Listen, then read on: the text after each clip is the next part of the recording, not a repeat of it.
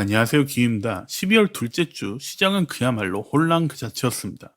연준의 금리 인하와 양적 완화 소식에 산타랠리가 오나 싶었는데 곧이어 터진 오라클과 브로드컴의 실적 2연타로 기술주 분위기가 차갑게 식어버렸습니다. 시장에서는 다시금 AI 버블이라는 공포스러운 단어가 들려오고 있죠. 정말 이상하지 않습니까? 미국 정부는 AI를 밀어주고 있고 금리는 내려가고 있습니다. 기업들의 AI 수요는 여전히 폭발하고 있습니다. 그런데 왜 주가는 반대로 내려가고 있는 걸까요? 단순히 공포감 때문일까요? 아닙니다. 시장이 더 똑똑해졌기 때문입니다.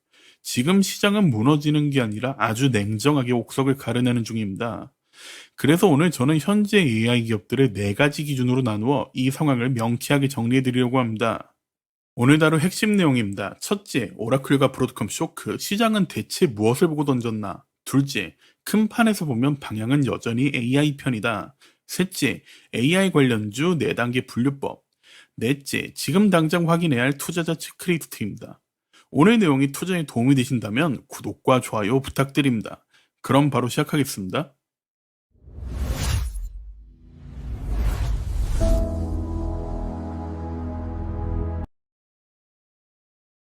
먼저 오라클 실적은 이전 영상에서 자세히 다뤘으니 핵심만 짧게 짚고 넘어가겠습니다. 결론은 하나였습니다. AI 수요는 확실하다. 하지만 그 수요를 맞추느라 빚을 내서 투자를 하고 있고 그 결과 회사에 남는 현금이 없다. 시장은 이 위태로운 재무구조에 경고장을 날린 겁니다. 돈은 버는데 지갑은 텅 비어가는 상황을 꼬집은 거죠. 더 중요한 건 브로드컴입니다. 여긴 오라클과는 상황이 좀 달라서 더 자세히 뜯어봐야 합니다. 브로드컴 실적, 겉보기엔 완벽했습니다. AI 반도체 매출이 폭발적으로 성장한 것도 맞습니다. 그런데 왜 금요일 하루 만에 주가가 10% 넘게 빠졌을까요? 시장은 화려한 매출 숫자 뒤에 숨겨진 세 가지 불안 요소를 봤기 때문입니다. 첫째, 성장의 격차입니다. AI 매출은 1년 전보다 74% 성장했습니다. 엄청난 숫자죠. 그런데 회사 전체 매출은 그만큼 따라오지 못했습니다. 이게 무슨 뜻일까요? AI를 뺀 나머지, 그러니까 기존 반도체나 소프트웨어 사업은 성장이 멈췄거나 오히려 뒷걸음질 치고 있다는 뜻입니다. 둘째, 커스텀 칩의 구조적 딜레마입니다. 브로드컴 AI 비즈니스의 핵심은 고객 맞춤형 칩, 즉 커스텀 칩입니다. 이건 엔비디아처럼 내 물건 사려면 줄 서라 이러고 배짱을 부릴 수 있는 구조가 아닙니다. 상대적으로 마진율이 적어 많이 팔아도 남는 건 생각보다 적다는 구조적 딜레마가 있는 겁니다. 셋째, 마진 가이던스 하향입니다. 투자자들은 AI 비중이 늘어나면 돈을 더 많이 벌겠지라고 기대했습니다. 하지만 회사는 정반대로 말했습니다. AI 비중이 높아져도 전체 마진율은 생각만큼 좋아지지 않을 수 있다라고요. 앞서 말한 커스텀 칩의 구조적 딜레마도 있고 마진율이 높았던 기존 브로드컴 사업들이 주춤한 이유도 있습니다. 투자자 입장에선 찬물을 맞은 격입니다. 자, 오라클과 브로드컴 이 두 회사를 통해 시장이 하고 싶은 말은 명확합니다. 시장은 지금 AI가 되냐 안 되냐를 의심하는 게 아닙니다. 그래서 그 사업 구조로 진짜 돈을 남기고 있느냐, 바로 이 실속을 따지기 시작했다는 겁니다. 여기서 우리는 한 가지 의문을 가져야 합니다. 오라클이 무너지고 브로드컴이 흔들립니다. AI 핵심 기업들이 이렇게 두들겨 맞으면 결국 AI 산업 자체가 끝물인 거 아닐까? 이런 공포가 드는 게 당연합니다. 하지만 판 전체를 내려다보면 이야기가 완전히 다릅니다. 정책, 금리, 그리고 시장에 도는 돈의 흐름까지 거시경제의 세 박자는 놀랍게도 여전히 AI 쪽에 손을 들어주고 있습니다. 지난 12월 10일에 FOMC 회의 내용을 뜯어보면 답이 나옵니다. 첫째, 연준의 자신감입니다. 연준은 내년도 경제 성장률 전망치는 올리고 물가 상승률 기대치는 낮췄습니다. 경기는 더 좋아지는데 물가는 잡혔다는 뜻입니다. 관세로 인한 물가 상승에 대해서도 파월 의장은 일시적일 것이라며 선을 그었습니다. 무엇보다 파월 의장이 추가적인 금리 인상은 없다고 못을 박았습니다. 성장주들의 발목을 잡던 고금리 공포라는 모래주머니를 연준이 직접 잘라준 셈입니다. 둘째, 유동성입니다. 이 부분이 핵심입니다. 연준은 12월 10일부터 매달 400억 달러 규모의 국채를 매입하겠다고 발표했습니다. 결정적으로 레포 거래 상한선을 풀었습니다. 이게 무슨 말이냐면 금융기관들이 국채를 담보로 현금을 무제한으로 당겼을 수 있게 빗장을 열어줬다는 겁니다. 연준은 이번 조치에 대해 딱 잘라 말했습니다. 이건 경기 부양을 위한 양적 완화가 아니다.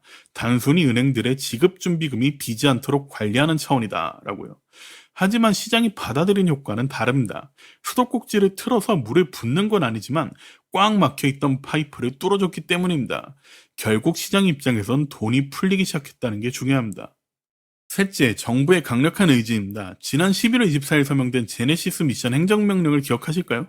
정부가 국가 슈퍼컴퓨팅 자원을 민간 AI 기업들에게 전폭적으로 개방하겠다는 내용입니다. 미국 정부는 지금 AI를 단순한 기술이 아니라 중국을 이기기 위한 국가 무기로 보고 있습니다. 판에 깔아줄 테니 너희는 기술만 개발하라는 거죠. 정리해보겠습니다. 바람은 분명히 순풍입니다. 돈도 풀리고 있고 정부 지원도 빵빵합니다. 그런데 왜 어떤 배는 앞으로 가고 어떤 배는 가라앉을까요? 그건 바람이 잘못된 게 아니라 이 좋은 바람에 타고 갈 자격이 있는 배와 없는 배를 시장이 이제서야 구분하기 시작했기 때문입니다. 그 구분의 기준, 저는 4가지 타입으로 정리해봤습니다. 자, 오늘 영상에서 가장 중요한 부분입니다. 거시경제 환경은 AI에게 우호적이라고 말씀드렸지만 주식시장 내부에서는 분명한 조정이 일어나고 있습니다.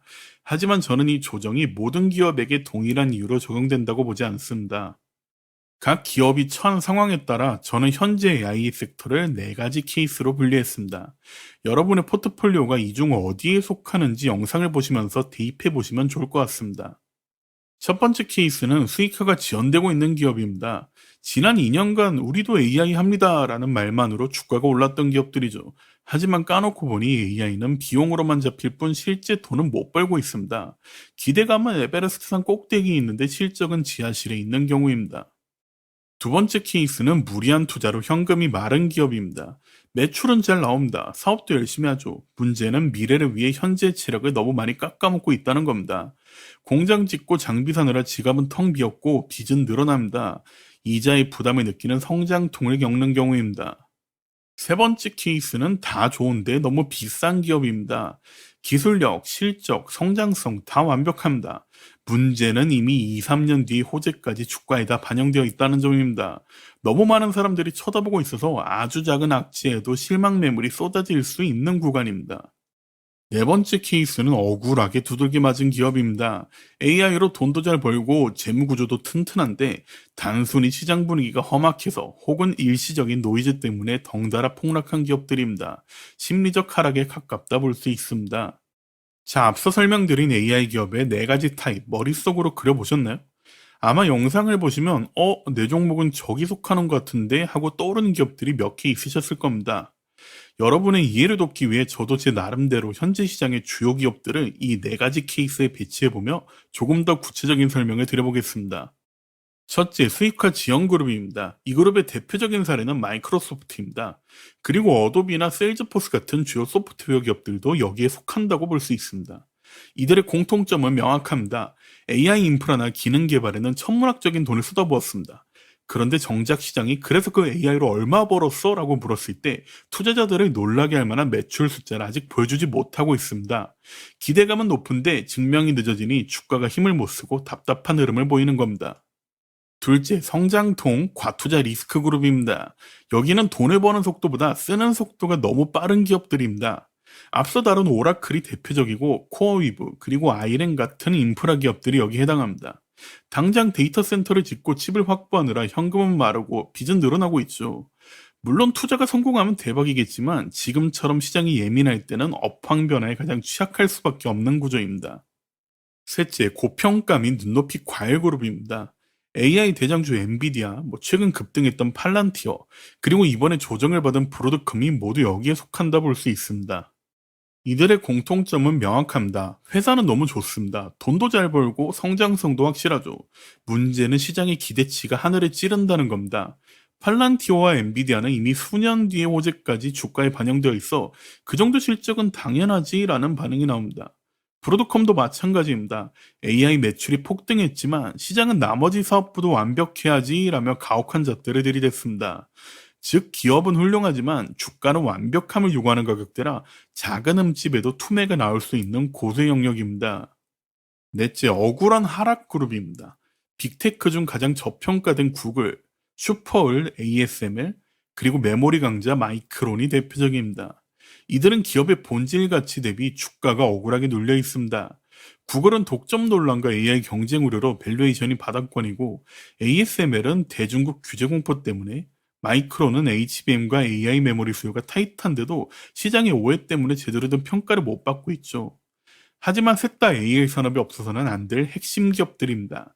남들이 공포에 질려 거들떠보지도 않을 때 냉정하게 펀더멘털을 본다면 진짜 기회는 바로 이런 곳에 숨어 있습니다. 자, 여기까지 보시고 그럼 4번 말고 나머지는 다 팔아야 되나요? 라고 물으신다면 제 대답은 아닙니다입니다. 저는 현재 시점에서 가장 안전하고 확률 높은 선택지로 네 번째 타입을 꼽았지만 다른 타입들도 반등 여지는 충분합니다. 다만 무작정 기다리는 게 아니라 각 타입별로 반드시 해결돼야 할 조건이 다릅니다. 이 조건이 충족된다면 그 주식은 다시 정고점을 뚫고 올라갈 수 있습니다. 그러면 반등에 필요한 조건을 체크해 보겠습니다. 첫째, 수익화가 지연된 타입 1 기업을 들고 계신가요? 그렇다면 여러분이 기다려야 할 뉴스는 딱 하나입니다. 확실한 사업의 성장 증거입니다. 단순히 기능을 출시했다는 뉴스는 이제 안 통합니다. AI 도입 후 매출이 몇 퍼센트 늘었다. 기업 고객들의 재계약이 쇄도하고 있다. 이런 진짜 숫자가 찍히는 순간 억눌려 있던 주가는 그 어느 곳보다 폭발적으로 튀어오를 것입니다. 둘째, 과투자로 현금이 마른 타입 2 기업입니다. 여기서 확인해야 할 조건은 현금 흐름의 개선입니다. 무작정 돈에 쏟아붓는 시기가 끝나고 이제는 투자를 회수하는 시점으로 넘어간다는 신호가 필요합니다.